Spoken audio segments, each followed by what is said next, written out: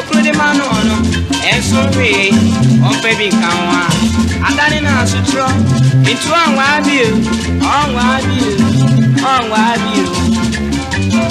nana ya manu so kumasi abonte so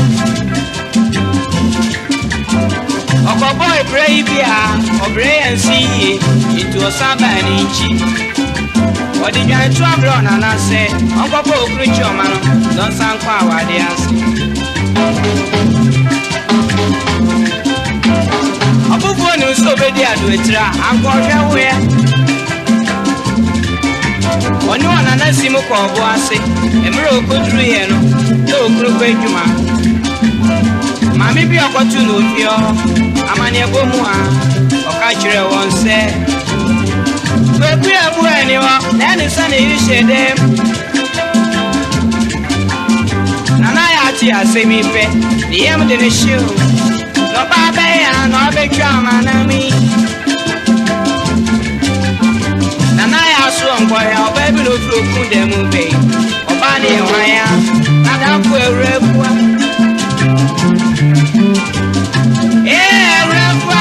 sana otini wapa maso mejami plama kwa refa sana otini sena ya ensi ene na wako trawe refa sana otini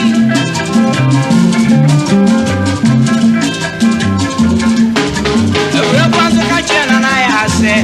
na ya ai ibese wunyante asiese onto kwaku yeboa ene wi asoma ewensu ogwa bede ndom konso se ona ompa ma ba besha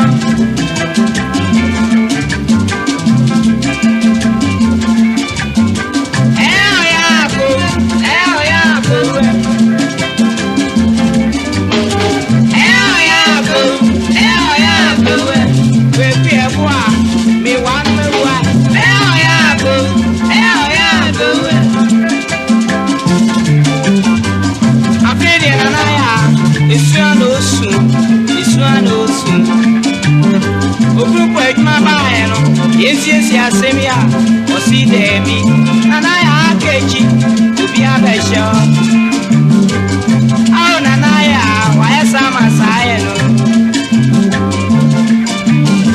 It's really an oma when you be a Musumi, the Krupa or no, Krupa or no, so we.